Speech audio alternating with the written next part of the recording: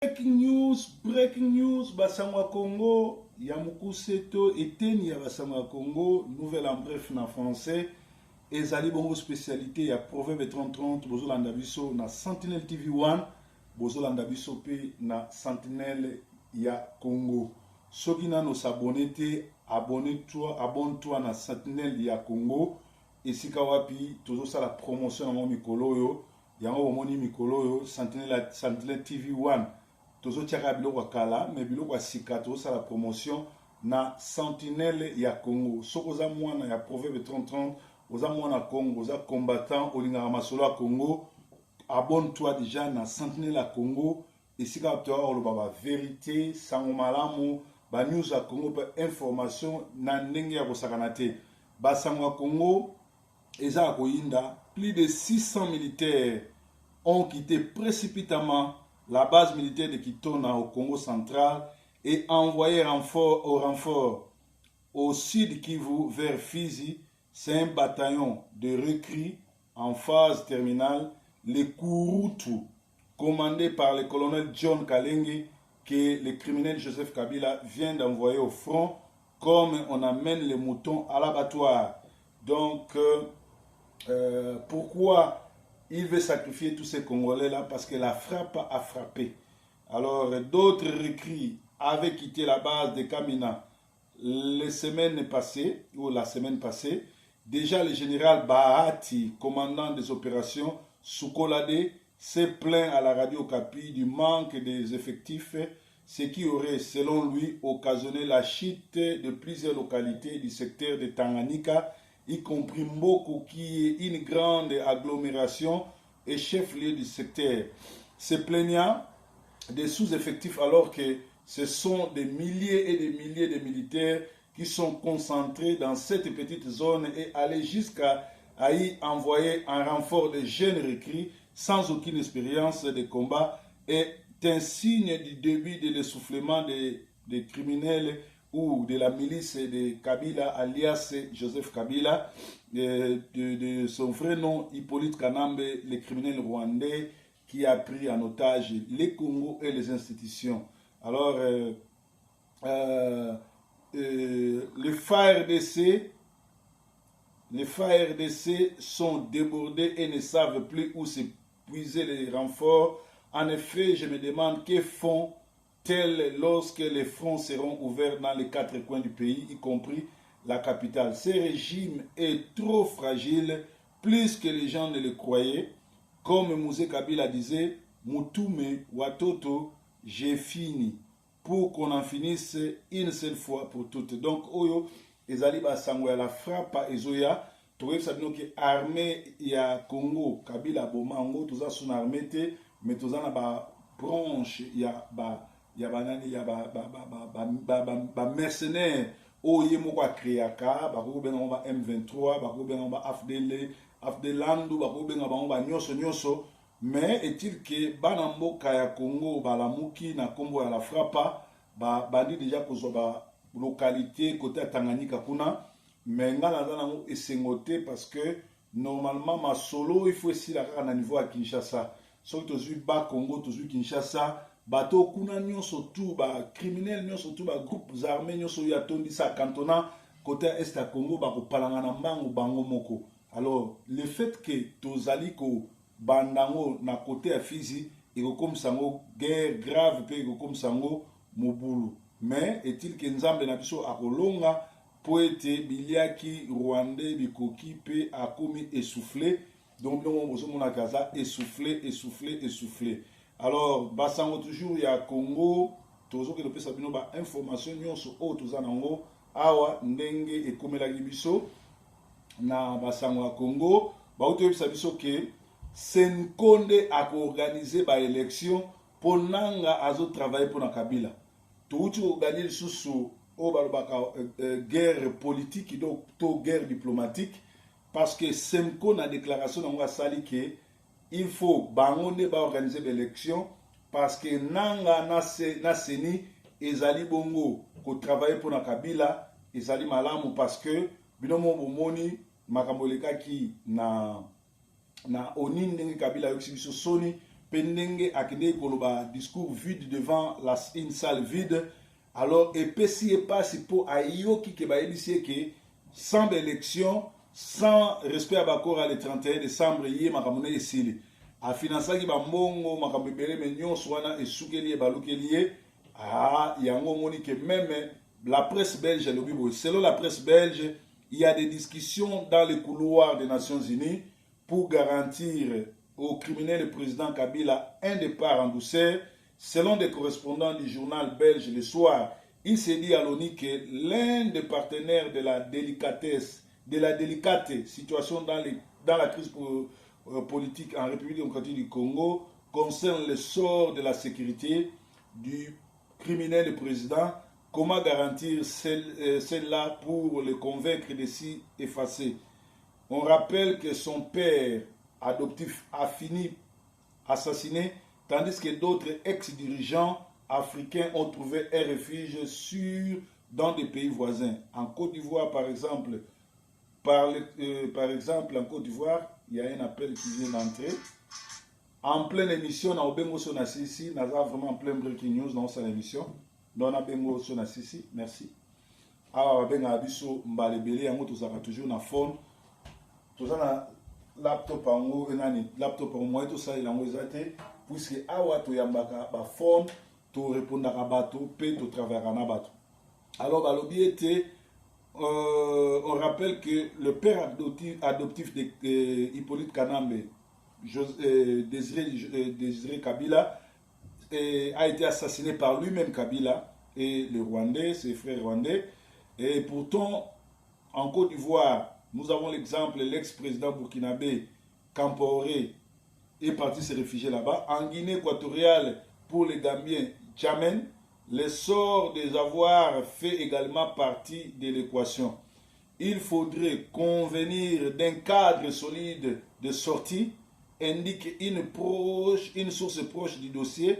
Bien sûr, l'initiative devrait amener des acteurs régionaux africains plutôt que des parrains européens, occidentaux. Ceux-ci devraient davantage se mobiliser pour favoriser une sortie de crise, estime-t-on, d'autant qu'on risque de contagion n'est jamais à exclure. S'agissant du Congo, un pays qui partage ses frontières avec les 9 pays. Donc, Nangonga Oyo, na ONU après le discours à Kabila, bomona ndenge ba sabotaki ba pesaki mu Congo, bato nyonso ba yebisaki ke balingi soute ba saboter parce que abomi trop c'est un criminel. Alors problème est de se poser et ali problème que Kabila à comprendre que vous êtes président Congo mais alingi ba garantie. Alingi ba garantie yango bozo mona botika la jamais kolinga Moïse Katumbi, botika la jamais kolinga ya comme président parce que Moïse Katumbi a la G et à Kabila. Sur quelle base, sur quelle raison un criminel comme Kabila, yemoko yebi ba crime boni asali, akutani même na madame Oyo azali présidente ya CPI pour la koyebise que azali na ba crime ebele faut répondre. Mais Moïse Katumbi se permet à kolobake Kabila vous allez inquiéter, vous allez président ya Sénat à vie, vous allez na pour amona ndenge ni ba bomsamboka. Donc cela veut dire que Moïse Katumbi a trahi ba milliers de ba Congolais Kabila bomi. Yemo Kabila yebi ke ba Congolais ba yebi histoire nyonso kazali Rwandais aiko boma na Congo mais Moïse Katumbi azo protéger ye alors mutu ndemwana jamais kutu akoko ma président Congo parce que azali plus que Kabila ce qui azali prêt à protéger un criminel c'est-à-dire ye par ça ba crime yango nozomona nangonga o Kabila azo senga sécurité ya ye na ba bien na ye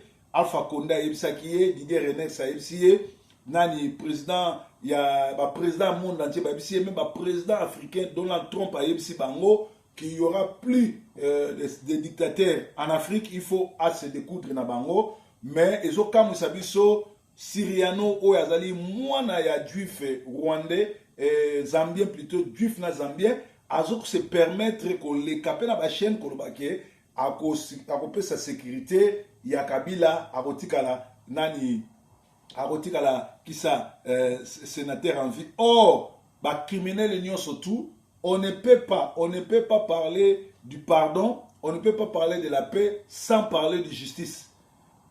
Lélo en Afrique du Sud, pourquoi Mandela a échoué? Parce que Mandela a négocié la paix et et le pardon. Mais Mandela n'a pas négocié sur la justice. Ceux qui vont pardonner, ceux qui ont la justice, il faut que nous soyons coupables. Ceux qui vont salir justice, c'était pardon, vous avez kimia pe vous avez. Donc c'est la même chose na Kabila et sengeli to kangaye na uberwa groupe na yewana nyonso tu bato wana nyonso tu ba mova sakani ba Sheo Kitundu ba Mende ba Chibala ba nani kisa Olengankoy tala ndenge ba sakani na ye ba retirer motion ya kosolo masolo en sensa, c'est-à-dire ba bomi sensa ba pesa ki e ba rendez-vous ya lokuta ba renommé été directement à s'échanger qui alongwe combattant a comme ko protéger Kabila bomoni nde ba sibisi touche. Donc bino oyo bozali bongo na opposition, bino oyo bolobi bongo boza ba combattant toyeba bino na buzo bana bino to moni pe ke Kabila ama elete na batu na ino ba ama elete ba bimisi ba $700 ba fouti ba ivoirien ba fouti ba rwandais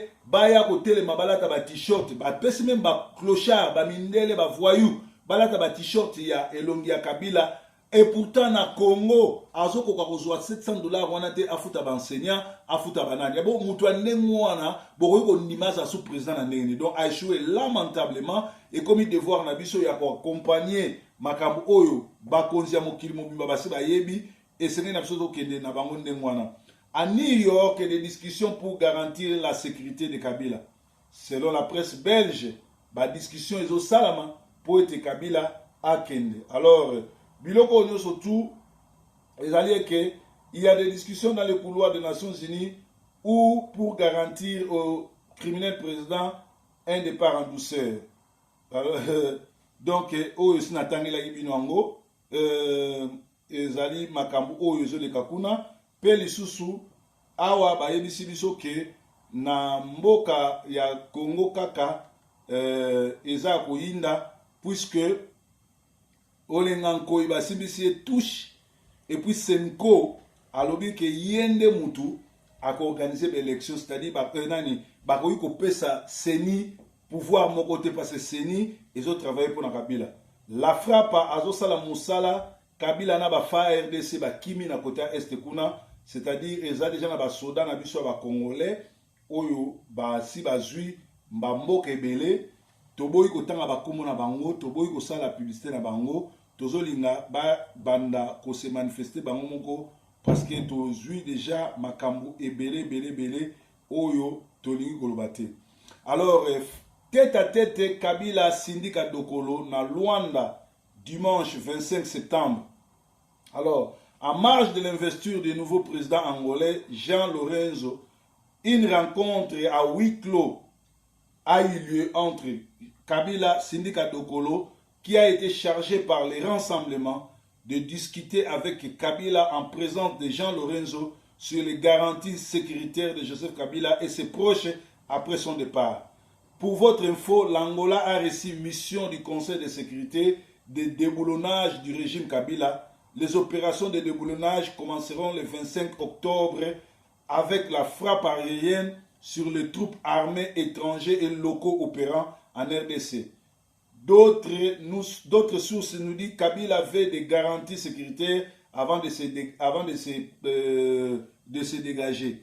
Car la seule négociation que les rassemblements acceptent, c'est sa reddition, désarmement et cantonnement de ses gardes à suivre. Donc, Nangonga Oyo, dimanche passé, réunion Salamaki à huis clos, Sidika Dokolo, Kabila, na Jean Lorenzo, pour parler sur de part, il y a Kabila. C'est le boyba que Kabila n'est pas communauté internationale, c'est fois long. Alors, il y a une garantie. Il y a une kutana parce qu'il faut tout ça la transition sans Kabila. Et fait de route, il y a IDP, c'est ça clair. Bah, ça la restriction.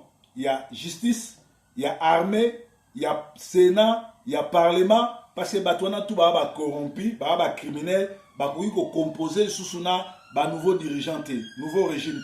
Alors, tout le monde de l'Anzambe, pour être Makambo Oye Kenena Kimia, tu vis que Kabila a teti, ekokamwisa biso bomoni Kabila azali président le plus malpropre, le mal propre en plus alataka bien te tala ake na oni kosala discours na ye liboso ya ba chaise vide sapatu na ye ezalaki sirete bozana ba photo wana bino nyonso bokomona c'est-à-dire nous avons un président criminel dépassé qui s'est drogué, un bande de drogués et de criminels qui dirigent le Congo. Donc biloko wana nyonso to esengeli to silana na bango bokomona tala sapatu Kabila akende kolata na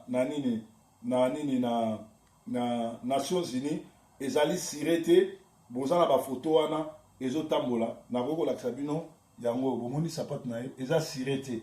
Donc nous avons un malade qui dirige par force esengeli biso to telemela ye lelo lisusu na tongo bayebisi biso olenga nkoi basimbisi grand touche parce que normalement il y a yebaki ke bakonome président Nsensa or ndenge batindiki kisa député wana alongoli motion na ye sur la Nsensa, c'est-à-dire que bakotika la suku sala poste wana te babomi poste wana parce que poste wana eza na tina te po Kabila akoorganiser ba élection te pe Kabila oza sous président Congo te na ngongo tozoloba Kabila se ayebi ki oza sous président Congo te makambo nyonso tozosala na kimia soki pe alingi kimia te akozwa la frappe ndenge bandeko mosusu bazofrappe. Donc semaine na bino boyebaka ezali ndenge wana eza événement du siècle oyo biso bana Congo fondé tosolola. Alors tomoni pe que Katumbi affirme que si Kabila n'organise pas des élections il sera contraint de partir, mais na suka wana azoloba ke akopesa ye chance ya kozala président à vie. Donc biloko surtout ezali mawa mingi po na biso ba oyo tozali kuna. Donc Nzambe aleka na kopambola. Breaking news, Yesu Nkolo. Breaking news. Hello? Yeah. Are you okay?